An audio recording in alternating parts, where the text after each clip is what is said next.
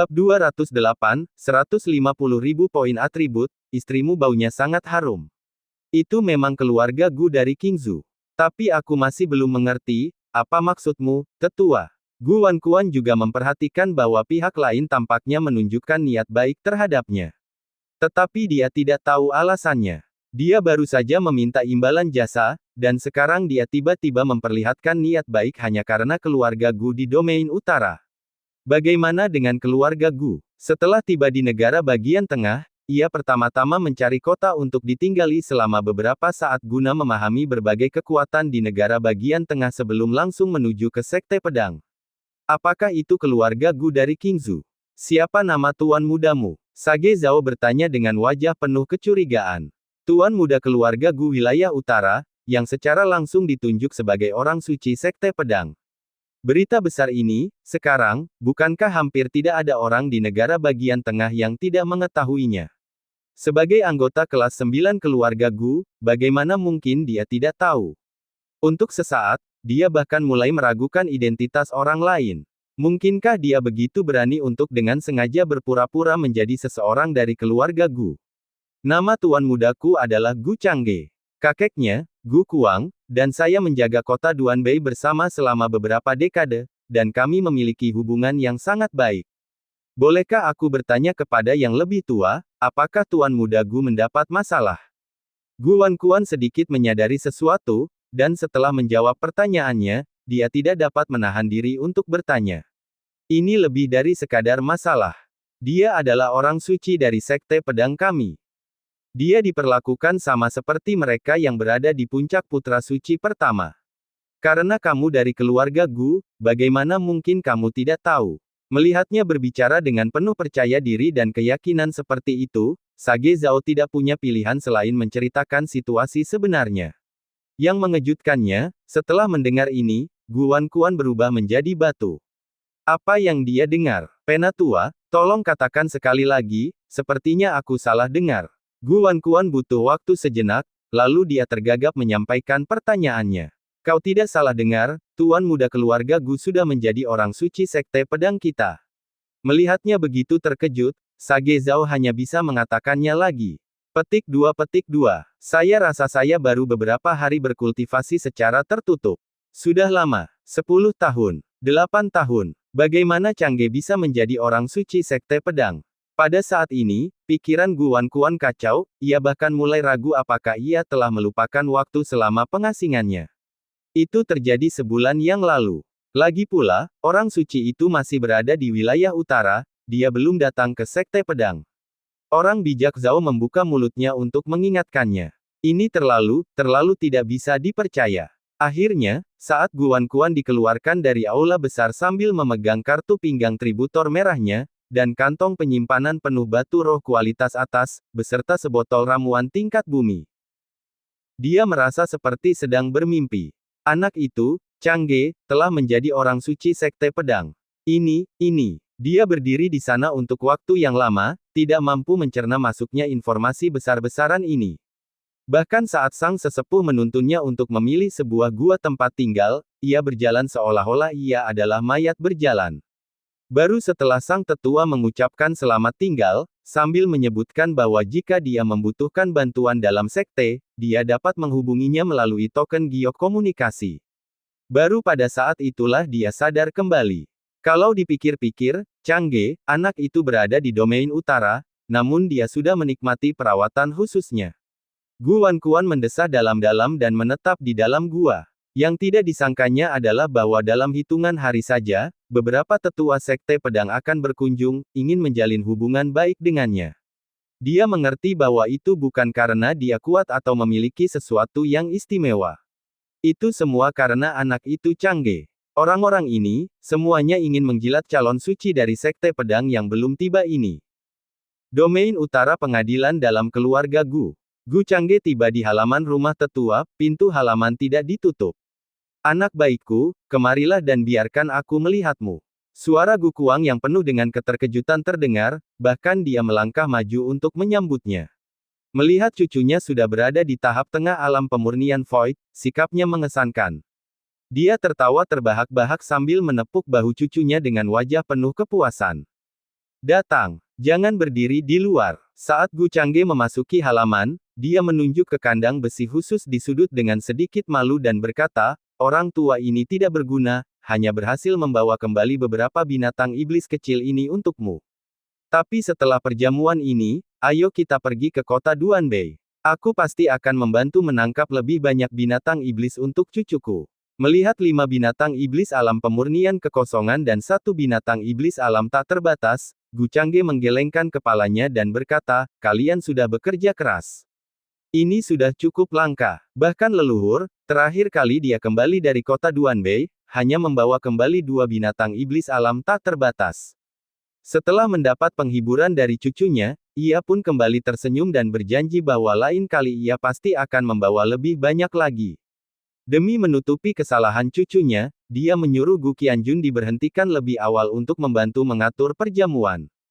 Hanya mereka berdua yang tersisa di halaman, dan dengan lambaian tangannya, Gu Kuang mengaktifkan area isolasi. Jika menurutmu itu tidak pantas, haruskah kita membawa binatang iblis ini ke gunung belakang? Gu Kuang bertanya dengan sangat hati-hati. Kemampuan cucunya tidak boleh mudah terekspos. Inilah ibu kota masa depan cucunya, sekaligus kesempatan bagi keluarga Gu untuk bangkit. Tidak apa-apa, meskipun seseorang melihat, mereka tidak akan mendeteksi apapun. Gu Changge melambaikan tangannya, memberi isyarat agar si tetua tidak terlalu gugup. Menghadapi binatang iblis tersebut, dia langsung mengangkat tangannya dan memadatkan 6 baut petir kesengsaraan, lalu mengubahnya menjadi bentuk pedang terbang, memperkuatnya dengan kekuatan pedang. Suara mendesing. Saat suara-suara sobekan di udara terdengar, pedang terbang itu secara tepat mengenai masing-masing binatang iblis tepat di antara kedua alis mereka. Kekuatan kesengsaraan surgawi yang memusnahkan segalanya, meledak di dalam tubuh binatang iblis, dan langsung memusnahkan jiwa ilahi mereka. Tuan rumah membunuh binatang iblis, alam pemurnian Void X5, hadiah poin atribut, 50.000. Host membunuh Demon Beast, Infinite Realm X1, hadiah poin atribut, 100.000. Total poin atribut yang diperoleh, 150.000. Sisa poin atribut host, 180.000. Dengan beberapa suara perintah sistem, Gu Changge juga tersenyum tipis. Masalah kekurangan poin atribut telah terselesaikan. 180.000 poin atribut, jika ditukar dengan eliksir kelas 3, juga dapat meningkatkan 90 poin atribut.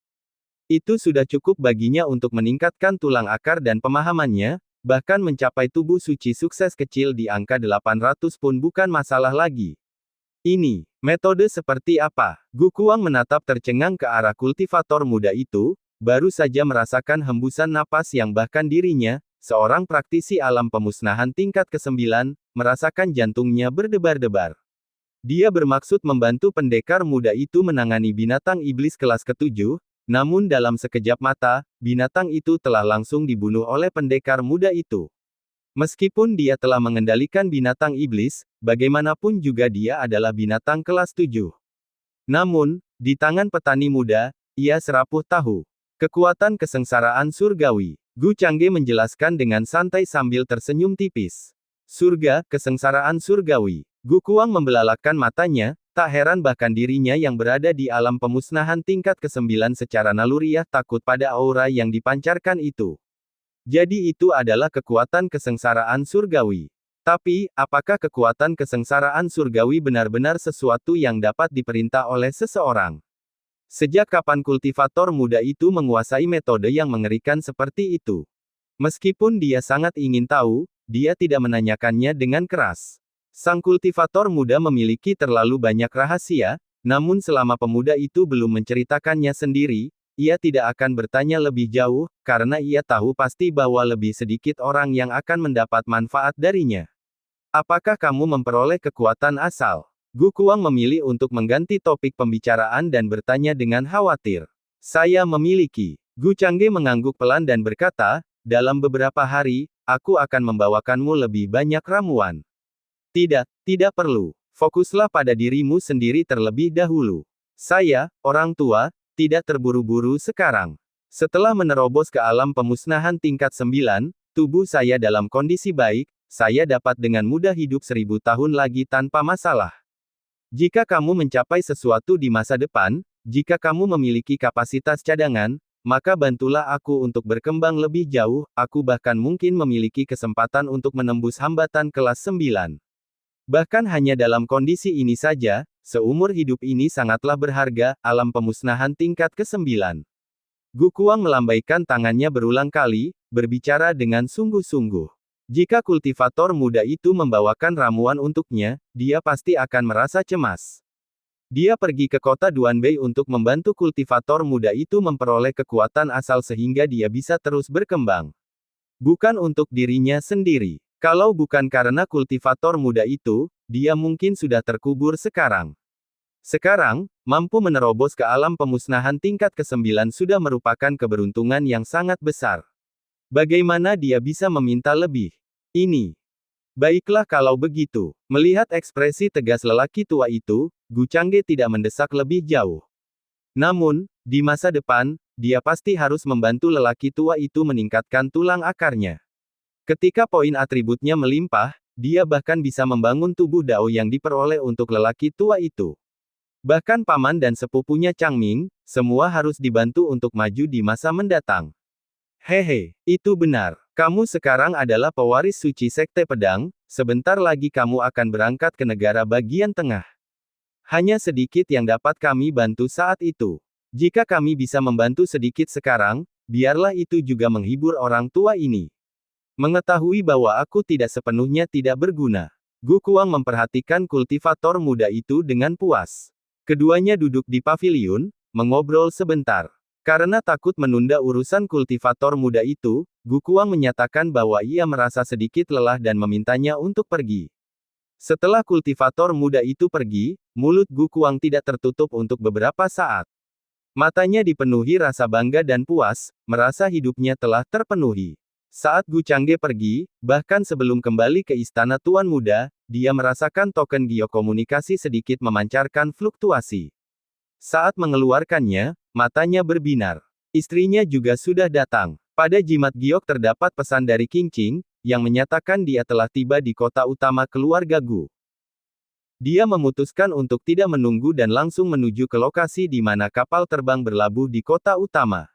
Namun, begitu dia meninggalkan rumah besar itu, meskipun telah terbang dengan cepat, masih banyak yang memperhatikannya. Mereka berteriak kegirangan, itu Tuan Muda Gu, orang yang memasuki tanah suci Sekte Pedang dan menjadi orang suci. Benar-benar emanasi yang luar biasa, dia jelas bukan orang biasa, melainkan seekor naga di antara manusia. Itulah kebanggaan semua kultivator di domain utara. Berada di domain utara membangkitkan persaingan 4 tanah suci besar untuknya, bahkan menganugerahkan posisi orang suci. Jika saja aku memiliki setengah, tidak, 1/10 dari kemampuan Tuan Muda Gu, mengapa aku masih terjebak dan tidak dapat menerobos dari alam reruntuhan kelas 5 ke kelas 6?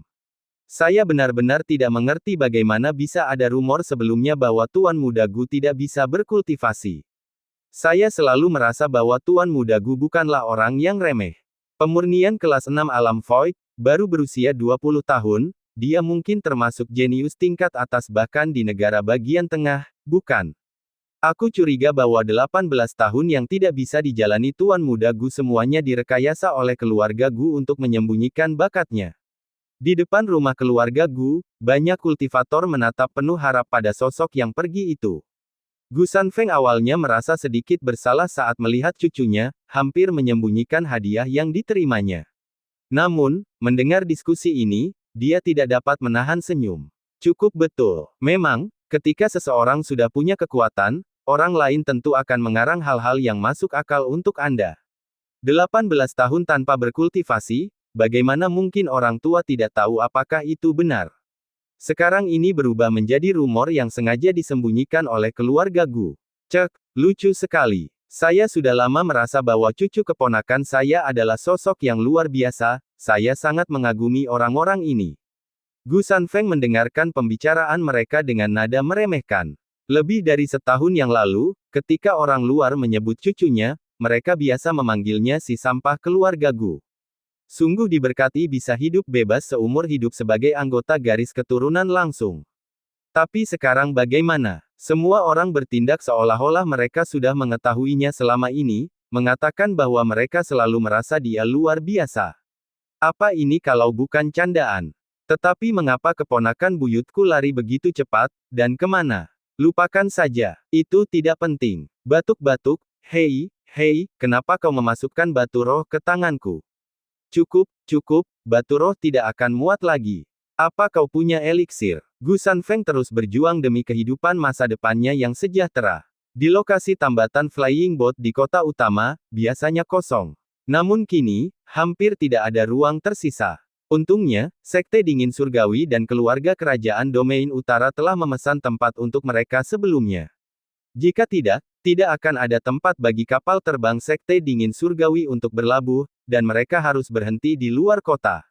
Liu Qingqing berdiri di tepi perahu terbang, menatap ke bawah ke arah kota utama keluarga Gu yang ramai, bibirnya melengkung membentuk senyum tipis. Semua orang ini datang untuk suaminya. Tiba-tiba matanya berbinar saat dia melihat sebuah sosok. Itu suaminya, yang datang menjemputnya. Dengan ketukan ringan pada jari kakinya, Liu Qingqing melayang ke udara seperti peri, terbang untuk menemuinya. Suami. Saat keduanya mendekat satu sama lain di tengah semua mata yang menatap, Liu Qingqing memperlihatkan senyuman indah yang jarang terlihat. Istriku, kamu pasti lelah karena perjalanan. Gu Changge mengulurkan tangan untuk merapikan rambutnya yang tertiup angin, sambil tersenyum lembut. Sama sekali tidak capek, melihat suami membuat semua rasa capek hilang.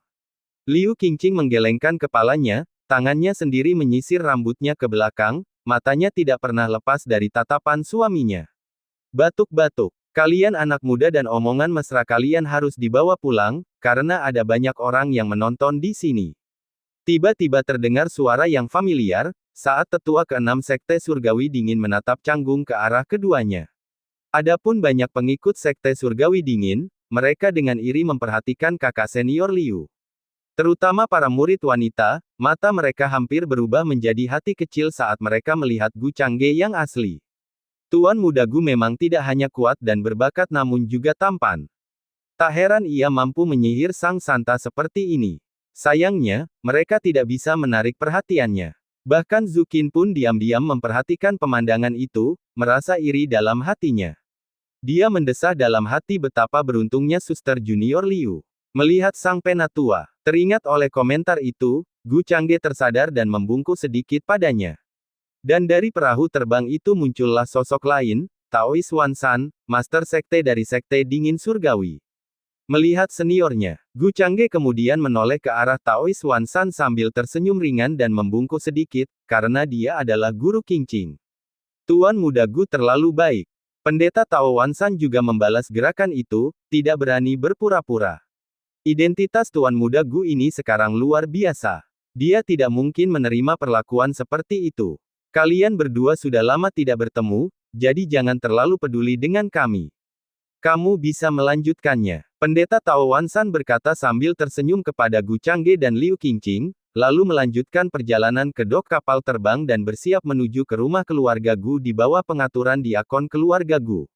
Mendengar ini, Gu Changge tidak ragu-ragu. Dia segera menggenggam tangan istrinya yang lembut dan tak bertulang itu dan, di tengah banyaknya tatapan iri dan kagum, dia terbang kembali langsung ke rumah besar. Untuk menghindari menarik terlalu banyak perhatian, dia hanya melewati gerbang utama dan terbang di atas rumah besar itu. Cek, anak ini makin lama makin nakal saja. Bahkan sebagai kepala keluarga, saya tidak berani memasuki rumah seperti itu. Melihat ini, Gu Sanfeng berkomentar sambil menggerakkan mulutnya. Peraturan keluarga Gu sangat ketat, bahkan seorang diakon tidak bisa bersikap begitu santai. Namun meski dia mengeluh, menerima hadiah tetap diperlukan. Adapun para diaken lainnya, mereka dengan rendah hati membungkuk ke arah Tuan Muda Gu pergi. Tuan Muda, bahkan tidak menggunakan pintu utama. Bahkan jika dia merobohkan rumah keluarga Gu, itu akan baik-baik saja. Mereka bahkan membantu mengatasi rasa takut kalau Tuan Muda mungkin menjadi lelah. Liu Qingqing membiarkan suaminya menuntunnya, turun di depan istana Tuan Muda. Saat keduanya masuk, diselimuti aura yang familiar, Yuan Yabai segera menjulurkan kepalanya keluar dari kamarnya. Suster Santa, melihat bahwa itu memang suster saintes, Han-Han kecil berlari mendekat dan memeluk Liu Qingqing seperti aksesori. Baiklah, baiklah. Kamu harus pergi berkultivasi sekarang. Wang Yue juga mendekat, menyapa Liu Qingqing dengan tawa ringan dan anggukan. Kemudian tanpa ampun menarik Yuan Yabai dari tubuhnya, mencengkeram kerah bajunya dan menggantungnya di udara. Yabai baru saja bangun. Yuan Yabai berbalik menghadap Wang Yue dan berkata dengan sungguh-sungguh. Tidak, sekarang saatnya bagimu untuk berkultivasi lagi. Makanlah beberapa bahan surgawi dan harta duniawi, lalu tidurlah. Wang Yue berkata demikian dan segera menuntunnya kembali ke kamar Yabai, memperhatikannya yang dengan enggan memasukkan segenggam material surgawi dan harta bumi ke dalam mulutnya, dengan enggan berbaring di tempat tidur untuk tidur dan mencerna. Baru setelah itu dia pergi dengan perasaan tenang. Sambil berkedip pada Lord Jun, dia langsung memasuki ruang pengasingan. Meninggalkan Tuan Jun sendirian dengan Liu Qingqing. Setelah berpisah beberapa hari, Tuan Jun pasti ingin menikmati waktu berdua dengan Qingqing. Dia sangat bijaksana. Gu Changge tidak dapat menahan diri untuk tidak mengacungkan jempol, Yuer benar-benar pengertian. Suami, Liu Qingqing jelas memahami maksud Wang Yue. Dia bergumam, suamiku, telinganya memerah karena malu. Istriku, kamu wangi sekali. Kamu kelihatan sangat lezat. Gu Changge berbisik ke telinganya, menarik napas pelan, lalu bergumam ke daun telinganya yang memerah. Napasnya yang hangat membuat seluruh tubuh Liu Qingqing melunak. Geli dan geli. Melihat hal itu, Gu Changge terkekeh dan menggendongnya dengan gendongan putri. Liu Qingqing pun dengan sukarela melingkarkan lengannya yang halus dan lembut di leher suaminya, membiarkan dia menggendongnya ke dalam kamar. Begitu masuk ke dalam, Gu Changge dengan cekatan mengaitkan kakinya dan menutup pintu kamar. Setelah dengan lembut membaringkan istrinya di tempat tidur, dia segera mengaktifkan penghalang-penghalang di ruang utama. Suamiku sangat tidak sabaran. Beberapa hari kemudian, pagi berikutnya datang lebih awal. Gu Changge juga menuruti keinginannya untuk tidur lebih lama, yang jarang dilakukannya. Dia membuka matanya menatap sang istri dalam pelukannya, dan tak dapat menahan senyum kecil. Jika kehidupan selalu seperti ini, apakah penting bagi seseorang untuk menjadi abadi atau tidak? Tentu saja, dia masih harus menjadi manusia abadi, untuk menghabiskan waktu lebih lama bersama istrinya. Penuh motivasi. Bab 209, Sekte Pedang secara khusus mengucapkan selamat kepada pewaris suci. Dalam sekejap mata, hari telah tiba bagi keluarga Gu untuk menyelenggarakan perjamuannya. Karena banyaknya kekuatan yang datang, bahkan banyak penggarap lepas tertarik dengan reputasinya, berharap untuk melihat sekilas perilaku tak tertandingi dari jenius nomor satu wilayah utara. Akibatnya, tidak ada cukup ruang untuk menampung semua orang di pengadilan dalam. Akhirnya, setelah berunding dengan para tetua, keputusan diambil untuk sekadar mendirikan tempat perjamuan di antara pengadilan dalam dan jalan setapak menuju gunung belakang. Ternyata cukup luas untuk menampung tempat duduk bagi ribuan orang. Di pintu masuk rumah keluarga Gu, orang-orang dari berbagai kekuatan meninggalkan hadiah ucapan selamat, menandatangani nama mereka, dan kemudian diundang ke rumah besar, dipandu oleh pelayan ke tempat perjamuan. Penatua Guli yang sibuk berputar-putar, mendengarkan laporan dari para diaken, dan tak dapat menahan diri untuk menggosok pelipisnya. Jika kita kekurangan meja, pergilah dan tebang kayu untuk membuat beberapa meja darurat untuk saat ini. Jika kita tidak dapat menyediakan anggur rohani yang cukup, pergilah dan belilah dari kota. Jika itu masih kurang, aturlah agar seseorang membeli lebih banyak dari kota terdekat. Saya benar-benar tidak menyangka akan ada begitu banyak orang yang datang. Beberapa kekuatan di sini bahkan bukan dari domain utara. Setelah mengeluarkan instruksi ini, tetua Guliang tidak dapat menahan diri untuk tidak mendongak dan mendesah. Tuan muda benar-benar menikmati pertunjukan gengsi yang megah kali ini, dan sebagai hasilnya, keluarga Gu pun ikut menikmati kejayaan yang tercermin itu. Awalnya diasumsikan bahwa hanya banyak kekuatan dari domain utara akan cukup, dan kehadiran beberapa penggarap bebas lagi tidak akan menjadi masalah. Tetapi sekarang, bahkan kekuatan dari 3 wilayah lainnya telah mengirim perwakilan untuk menyampaikan hadiah dan menghadiri perjamuan itu. Alasannya, tentu saja, sangat sederhana, Tuan Muda Gu telah diterima di Sekte Pedang Negara bagian tengah sebagai pewaris suci, dan ini merupakan satu-satunya kesempatan mereka untuk berhubungan dengan pewaris suci negara bagian tengah. Mereka tidak dapat menghubungi pewaris suci negara bagian tengah, tetapi keluarga Gu dapat dihubungi. Terutama karena Tuan Muda Gu telah diangkat sebagai pewaris suci bahkan sebelum berangkat ke negara bagian tengah, prestasinya di masa mendatang pasti luar biasa. Membangun hubungan baik dengannya tidak ada salahnya. Saat tengah hari mendekat, semuanya akhirnya hampir teratur. Akan tetapi, di luar rumah keluarga Gu, masih ada aliran para kultivator yang datang terlambat sambil membawa hadiah-hadiah mereka. Sebagai tanggapan, kepala keluarga Guzan, dengan gerakan menyapu, mengumumkan bahwa keluarganya kehabisan ruang. Bagi mereka yang terus berdatangan, beberapa meja disiapkan di depan rumah besar untuk menghibur para penggarap yang terlambat, memastikan bahwa usaha mereka untuk hadir tidak sia-sia. Di mana Changge, sebagai kepala keluarga, Guzan juga luar biasa sibuk, tetapi saat dia melihat Gu Kuang, kakek dari tuan muda sendiri, dikelilingi oleh banyak perwakilan kekuatan yang menawarinya minuman, dia tidak dapat menahan diri untuk tidak mendekat dan bertanya. Perjamuan akan segera dimulai, namun tokoh utama acara itu belum muncul. Dia mungkin masih tidur. Tidak masalah, cucuku tidak bisa diandalkan. Jika saatnya tiba, dia akan muncul. Gu Kuang melirik sekilas dan menjawab santai. Tempat yang disiapkan untuk perjamuan itu tidak terlalu jauh dari istana Tuan Muda. Demi mencegah siapapun mengganggu Tuan Muda, keluarga Gu bahkan sengaja meninggalkan beberapa diaken untuk menjaga area sejauh 1 kilometer di luar istana. Kendati kerumunan terpisah, penonton yang penasaran tidak dapat dicegah untuk menatap ke arah istana.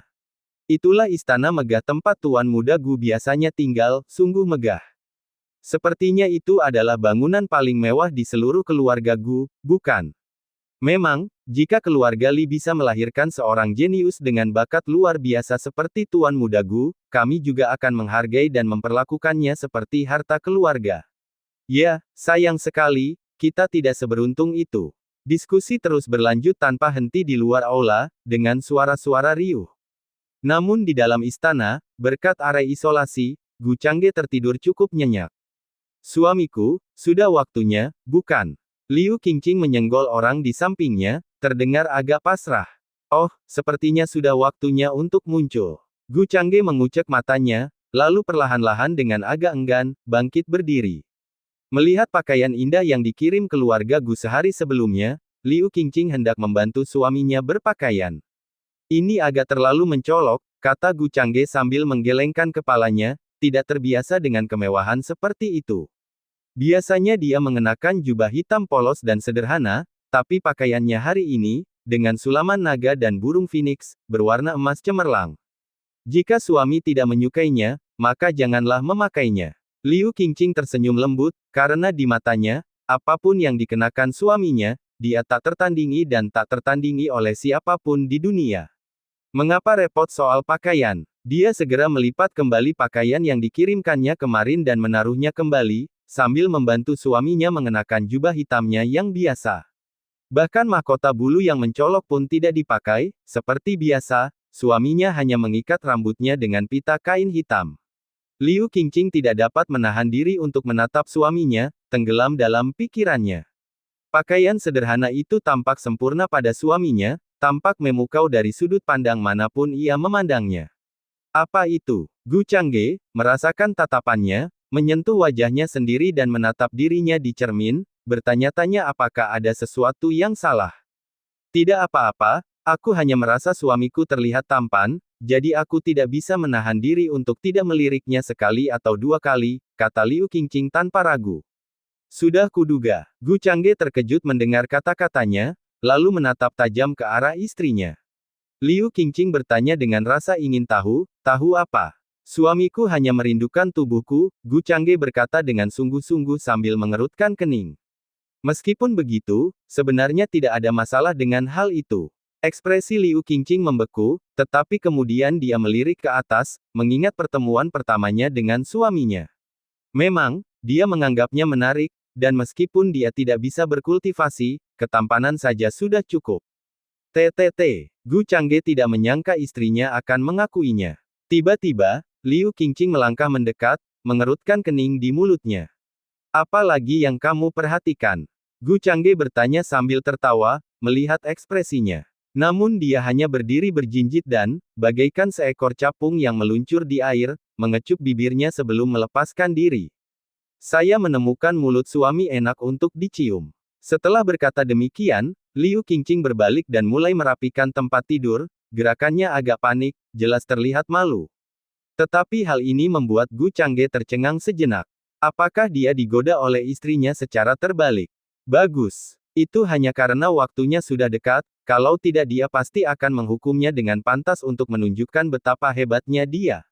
Melihat ekspresinya yang jelas-jelas bersalah, Gu Changge memutuskan untuk keluar dari ruangan terlebih dahulu. Di dalam aula, Wang Yue dan Yuan Yabai duduk di meja, jelas menunggunya. Kupikir Tuan Jun terlalu sibuk menyayangi adiknya dan tidak punya rencana untuk menghadiri perjamuan. Kata Wang Yue sambil bersandar di meja, dagunya disangga tangannya, dan tersenyum dengan mata menyipit. Yabai lapar. Tuan Jun, bisakah kau menyiapkan meja terpisah untuk Yabai nanti? Yabai bisa makan banyak sekali. Mata Yuan Yabai berbinar, dia belum pernah menghadiri perjamuan klan manusia sebelumnya. Jangan khawatir, kamu pasti akan kenyang. Gu Changge mengusap kepalanya sambil tersenyum pasrah. Tak lama kemudian, Liu Qingqing juga merapikan tempat tidur dan berjalan keluar kamar. Mari kita periksa bagaimana persiapan perjamuannya. Sambil berkata demikian, dia sudah mulai berjalan keluar. Langkah kaki Liu Qingqing yang ringan bergegas menyusulnya di sampingnya, lengannya terhubung secara alami dengan lengannya sebuah pertunjukan tuntutan haknya.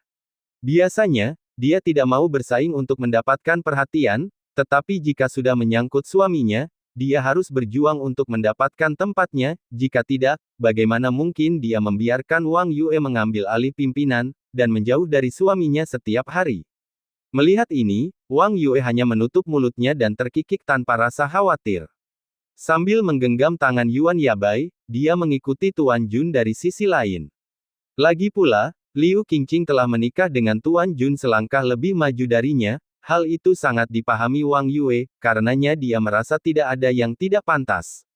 Begitu kelompok itu melangkah keluar dari istana Tuan Muda, mereka segera diperhatikan oleh beberapa petugas yang menunggu di luar. Dua orang di antara mereka mendekat terlebih dahulu, membungkuk memberi hormat, Tuan Muda, Nona Muda. Akhirnya kau keluar juga, kepala keluarga sudah menunggu dengan cemas. Gu Changge hanya bisa menanggapi dengan senyum minta maaf dan mengikuti pelayan itu menuju tempat perjamuan. Bahkan sebelum dia datang, banyak orang ingin mendekatinya dan mengenalnya. Namun mereka semua dihentikan oleh pengurus keluarga Gu. Tempat itu dibagi menjadi beberapa bagian bertingkat, dengan masing-masing kekuatan memiliki garis keturunannya sendiri, status tertinggi terletak paling dekat dengan istana Tuan Muda. Mereka yang duduk di atas masing-masing memiliki meja terpisah, meja sederhana yang diletakkan di hadapan setiap peserta. Sekte Dingin Surgawi, keluarga kerajaan domain utara, dan tentu saja keluarga Gu duduk di tingkatan tertinggi ini. Yang di bawah mereka juga punya meja tersendiri, tetapi ini jauh lebih sederhana, bukan karena keluarga Gu tidak bisa menyiapkannya, tetapi untuk menekankan status dan mencegah ketidakpuasan. Bahkan lebih jauh di bawahnya terdapat keluarga-keluarga yang lebih kecil, kekuatan-kekuatan minor, atau penggarap bebas yang telah berkumpul. Di tingkat ini, tidak terdapat meja tersendiri, melainkan meja bundar besar karena jumlah orangnya terlalu banyak, menyiapkan meja terpisah untuk setiap orang akan membuat pengurus keluarga Gu kewalahan. Di bawah pengawasan semua orang, Gu Changge, bergandengan tangan dengan istrinya, berjalan menuju tingkat tertinggi, menyebabkan semua anggota keluarga Gu bangkit dari tempat duduk mereka. Bahkan para tetua dan kepala keluarga, Guzan, tanpa sadar berdiri saat dia tiba. Orang-orang dari kekuatan lain pun ikut berdiri saat dia muncul, beberapa bahkan sengaja membersihkan jarak sekitar setengah meter agar pandangan mereka tidak terhalang dan agar bisa melihat Tuan Muda Gu. Maaf, kesiangan. Gu Changge mula-mula membungkuk kepada orang banyak dan kemudian secara khusus kepada Paman Buyut, kepala keluarga yang mendekat. Jangan khawatir, tidak apa-apa asal kamu ada di sini. Guzan menepis tangannya, itu bukan masalah besar, dia hanya khawatir kalau pemuda ini mungkin sedang menyendiri, yang menyebabkan dia tidak bisa menghadiri jamuan 3 hari itu. Sekarang semua orang sudah ada di sini, mari kita mulai pestanya. Guzan memberi isyarat kepada para pelayan yang telah dipersiapkan oleh keluarga Gu untuk menyajikan buah roh, berbagai daging binatang iblis, dan tentu saja, anggur spiritual yang tidak boleh dilewatkan. Ads by Pub Future. Namun, para tamu bahkan belum mulai makan, masih memusatkan perhatian mereka pada Gu Changge, tampaknya menunggunya berbicara. Ini, tuan muda Anda tidak pandai berkata-kata. Saya tidak akan banyak bicara, terima kasih atas kedatangan Anda semua. Untuk mengungkapkan rasa terima kasihku, bersulang untuk semuanya. Karena tidak melihat jalan keluar, Gu Changge dengan berat hati mengambil anggur spiritual dari tangan pengurus, memberi isyarat kepada semua orang, lalu menenggaknya dalam satu teguk. Dengan status pertengahan alam kekosongan pemurnian kelas 6 saat ini, meminum anggur spiritual tidak membuatnya mabuk dan goyah seperti sebelumnya, sekarang, kecuali jika ia dengan sengaja tidak menekan efek alkohol, baru pada saat itulah ia bisa merasa sedikit mabuk. Melihat Tuan Muda Gu bersulang, semua orang yang hadir bergegas mengangkat mangkuk mereka dan menghabiskan minuman mereka dalam satu teguk. Mereka akan punya cukup hal untuk dibanggakan untuk sementara waktu. The Loose Cultivators merasa perjalanan ini sangatlah berharga. Tuan Muda Gu sekarang adalah orang suci dari Sekte Pedang. Karena bersulang dengannya, mereka bisa membanggakannya seumur hidup. Meski itu bukan bersulang secara pribadi, itu sudah cukup. Dengan pembukaannya, suasana segera menjadi hidup, dengan pujian dan sanjungan terus-menerus. Guzan selanjutnya mempersilakan Gu Changge duduk di kursi utama yang telah ditentukan dengan jelas. Meskipun merasa tidak nyaman dan ingin duduk di samping kakeknya, Guzan tidak menyetujuinya. Akhirnya, dia tidak punya pilihan lain selain dengan berat hati duduk, bersama Liu Qingqing dan dua orang lainnya yang juga sudah mengatur tempat duduk di sampingnya. Tuan Muda Gu memang terlihat terhormat, tidak hanya dari segi kekuatan dan bakat tetapi juga penampilan. Aku merasa agak malu pada diriku sendiri. Bukankah begitu? Hanya dalam tahun ini, Tuan Muda Gu telah mengambil 3 pasangan Taois, oh tidak, seharusnya 4. Kehidupan romantis pria ini tak terhentikan, sungguh membuat orang iri. Aku sudah terombang-ambing setengah hidupku, namun belum juga menemukan pasangan Tao yang cocok. Aduh, 4 rekan Taois Tuan Muda Gu masing-masing lebih luar biasa dari sebelumnya. Wanita suci Sekte Dingin Surgawi, putri kecil keluarga kerajaan wilayah utara, klan naga yang belum pernah terlihat sebelumnya di wilayah utara, dan bahkan putri sah keluarga Dongfang dari negara bagian tengah, siapapun dari mereka adalah eksistensi yang hanya bisa dikagumi oleh orang lain. Sekarang, mereka semua telah dijadikan mitra Taois oleh Tuan Muda Gu dari keluarga Gu, sungguh membuat iri. Diskusi itu, selain melibatkan Tuan Muda Gu, tentu saja tidak bisa melupakan keempat rekan Taoisnya. Tapi rumor sebelumnya terlalu palsu, bagaimana bisa tersebar bahwa Tuan Muda Gu tidak memiliki bakat kultivasi. Di usianya yang baru 20 tahun, dia sudah mencapai alam pemurnian Void tingkat 6. Bakat seperti itu jarang ditemukan dalam sejarah wilayah utara, kan? Desas-desus memang bisa menyakiti orang. Mengapa orang tidak bisa lebih tulus dan menyebarkan berita yang lebih jujur, seperti Tuan Muda Gu adalah reinkarnasi dari seorang abadi? Jelas itu tampak sangat nyata, seseorang tidak bisa tidak mempercayainya. Siapa yang bisa bilang sebaliknya? Mendengar diskusi di bawah ini, Gu Changge hampir tidak bisa menahan tawanya. Memang benar, jika kekuatannya sendiri sudah cukup kuat, akan ada orang yang dengan sukarela membersihkan namanya. Fakta sebenarnya menjadi rumor, dan rumor yang benar malah diterima oleh semua orang. Apa gunanya itu? Penatua Sue, Penatua Jian Chen. Gu Changge pun tidak tinggal diam, terus mengangkat cangkirnya sebagai isyarat. Orang-orang yang ia pandangi pun menyambutnya dengan wajah tersenyum, berbagi minuman dengannya. Tak lama kemudian, di bawah pengaruh anggur spiritual, banyak kultivator mulai menjadi hangat. Gu Changge juga mengarahkan pandangannya ke arah orang-orang dari keluarga kerajaan domain utara. Beberapa pangeran dari keluarga kerajaan, tak satu pun dari mereka berkedudukan rendah. Dan seorang pemuda yang bersikap luar biasa, tampaknya merasakan tatapannya, menoleh sedikit untuk mengangguk dan tersenyum padanya. Apakah ini putra mahkota keluarga kerajaan domain utara? Gu Changge bertanya dengan santai, dan Wang Yue di sampingnya sedikit mengangguk. Tuan Muda Gu, saya sudah lama mengagumi nama besar Anda. Melihat Anda hari ini benar-benar menegaskan sifat luar biasa Anda. Adik perempuanku sungguh beruntung. Sebelum dia sempat mengambil inisiatif untuk bersulang, putra mahkota Wang Xing telah maju membawa secangkir anggur.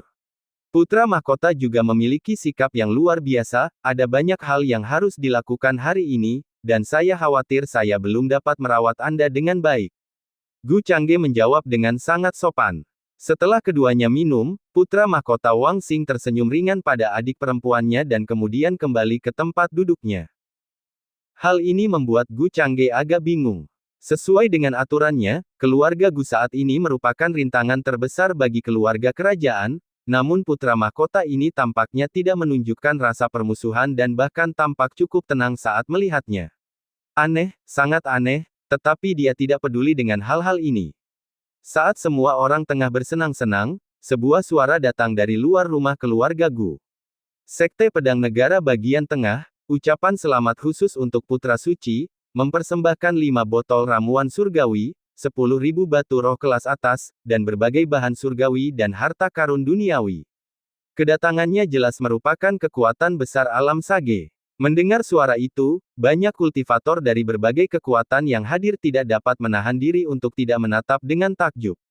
Kekuatan sebesar itu pada dasarnya tidak terlihat di domain utara pada hari-hari biasa. Di wilayah utara, yang terkuat sering terlihat hanya berada di alam gerbang surgawi tingkat 8.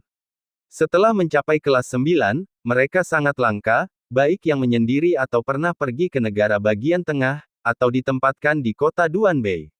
Akan tetapi sekarang, bahkan seorang Sage Realm Great Power dari negara bagian tengah telah datang untuk memberi selamat kepada Tuan Muda Gu. Mendengar suara itu, Gu Changge pun segera berdiri untuk menemuinya. Tetua Jian Chen dari Sekte Pedang, bersama dengan si tua buta, seorang penghormat dari Sekte Pedang, segera menyusul. Melihat pendatang baru itu, Penatua Jian Chen menjadi cerah. Tetua Sekte Pedang Zhao Hai, aku telah bertemu dengan orang suci Changge. Sebelum menunggunya bicara, dia cepat-cepat menundukkan badan, memberi hormat sambil mengatupkan kedua tangan. Meskipun putra suci ini belum pergi ke negara bagian tengah, tak seorang pun meragukan prestasinya di masa depan, paling tidak, dia akan seperti putra suci puncak pertama saat ini, atau bahkan lebih tinggi. Menjalin hubungan dengannya terlebih dahulu adalah sesuatu yang diinginkan setiap orang. Kali ini, Sekte Pedang mengirim orang untuk membuat pertunjukan dalam rangka perayaan Putra Suci, banyak tetua berebut untuk mendapatkan kesempatan itu. Dan alasan dia menonjol adalah karena dia sebelumnya telah menangani urusan tributor untuk kelas 9 keluarga Gu, menjadikannya satu-satunya selain Jian Chen dan si tua buta yang memiliki kontak dengan keluarga Gu. Itulah sebabnya dia mendapat kesempatan ini. Di mata mereka yang berasal dari wilayah utara, kedatangan tetua Sekte Pedang secara pribadi untuk memberi selamat pada keluarga Gu merupakan suatu kehormatan yang sangat besar. Namun bagi para tetua Sekte Pedang ini, menjalin hubungan dengan Gu Changge, putra suci dengan bakat tak terbatas, merupakan kesempatan terbesar mereka. Saya sudah menemui Senior Zhao, tolong, Senior Zhao. Gu Changge pun bersikap sangat rendah hati. Ia membungkukkan badan sambil mengatupkan kedua tangan kepada tetua alam bijak ini, yang setingkat dengan leluhur dari sektenya, lalu minggir untuk membiarkannya masuk. Resi Zhao sedikit menoleh ke samping, tidak berani menerima langsung kesopanan sang putra suci. Adapun hadiah ucapan selamat, diserahkan kepada seorang diakon di gerbang rumah keluarga Gu, bahkan termasuk cincin luar angkasa yang sangat berharga. Namun, Sage Zhao entah bagaimana merasa bahwa diakon yang menerima hadiah itu agak aneh, karena dia terus mencoba cincin luar angkasa di tangannya di depannya.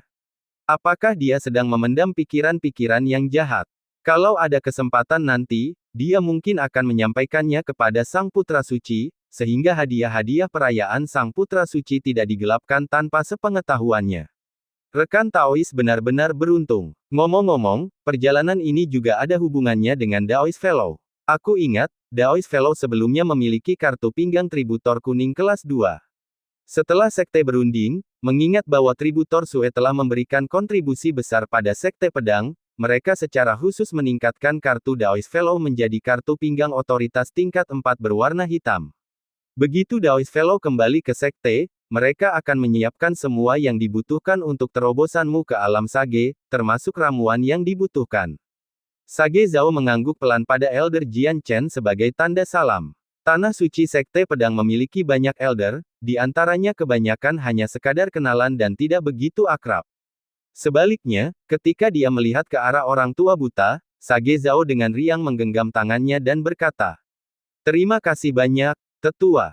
Si tua buta memandang kartu pinggang hitam yang diserahkan kepadanya dan juga melirik Tuan Muda. Semua ini mungkin terjadi hanya karena Tuan Muda.